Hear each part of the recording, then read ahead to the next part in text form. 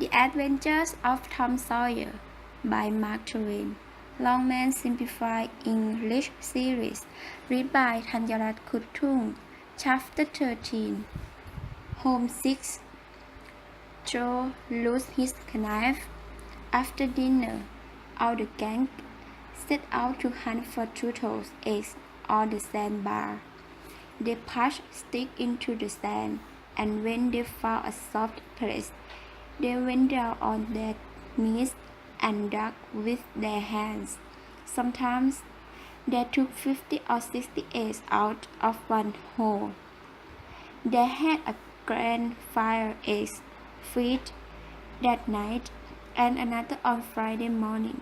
After breakfast, they dashed out onto the bar and catch each other loud and loud, and then continue their game out against the stiff current which swept their legs from under them from time to time and greatly increased the fun.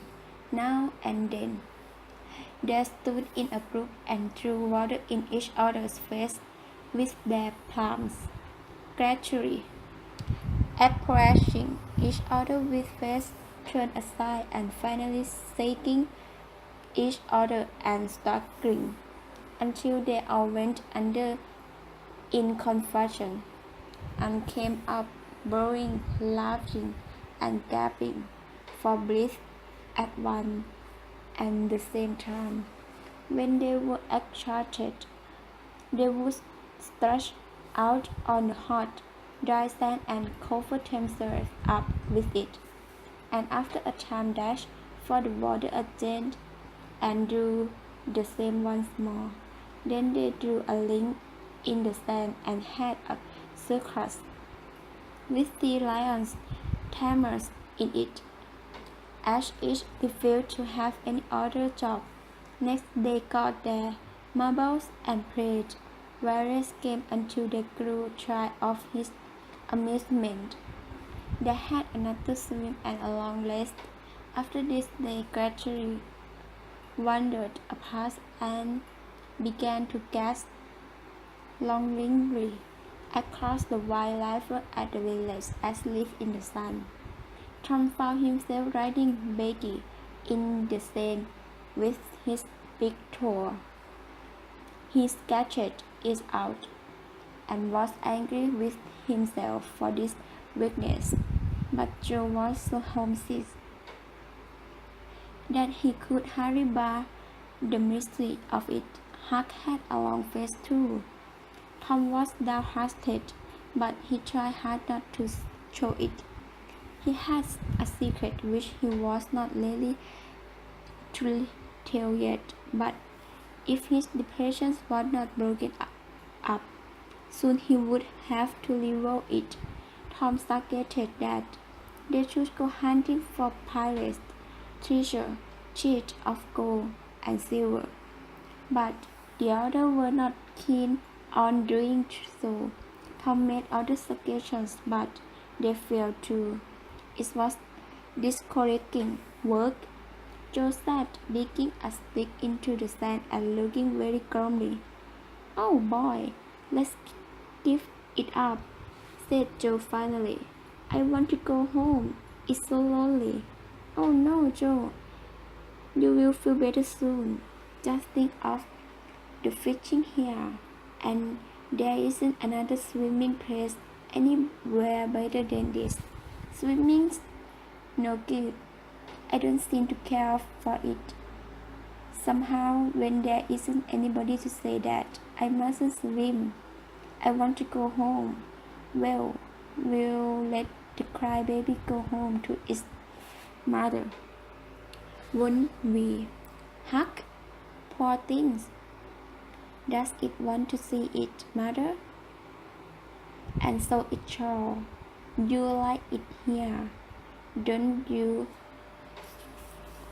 Huck? We'll stay, won't we?" Huck said, "Yes," without any heart in it.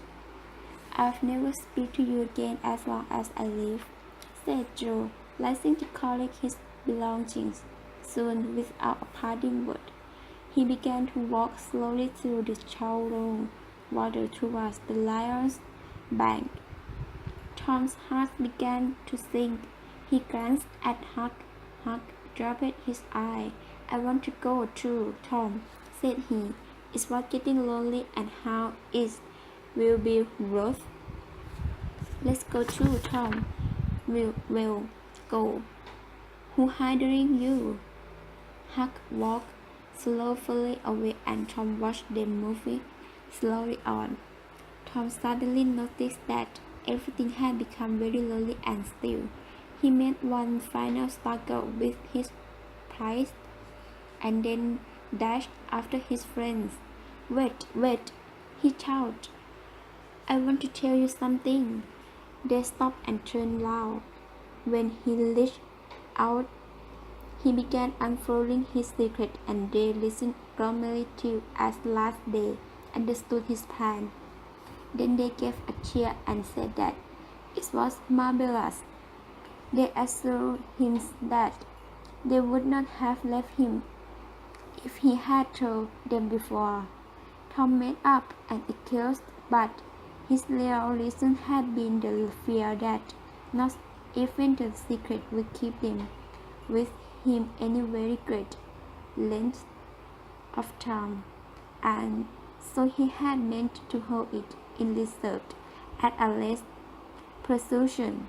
The boys came gathering back and continued their sports, talking all the time about Tom's plan and admiring the cleverness of it. After a delicious egg and fish dinner, Tom said that he wanted to learn how to smoke. Joe said that he would like to try too, so Huck filled people, and they stretched themselves out on their elbows and began to puff courteously and with little confidence. The smoke had an unpleasant taste, and they gasped a little. "Why, is it easy?" Tom said. "If I'd known that this was all, I'd have learned long ago." "So would I," said Joe. "It's just nothing. I believe I could smoke this pipe all day. I don't feel sick." "Neither do I," said Tom. "I could smoke all day, but I bet you Jeff Thatcher couldn't." "Jeff Thatcher? Why, he fell down with just 2 puffs. I say, boys, don't say anything about it. And sometimes when the boys are around, I've come up to you and say, 'Joe, have you got a pipe? I want to smoke.' And you say, in a curious way, as if it was nothing, you say, 'Yes, I've got my old pipe and another one, but my tobacco isn't very good.' And I say, 'Oh, that's all right, if it's strong enough.' And then you take out the pipes and will light them as if it was nothing. How they will stare! That will be grand, Tom. I wish it was no."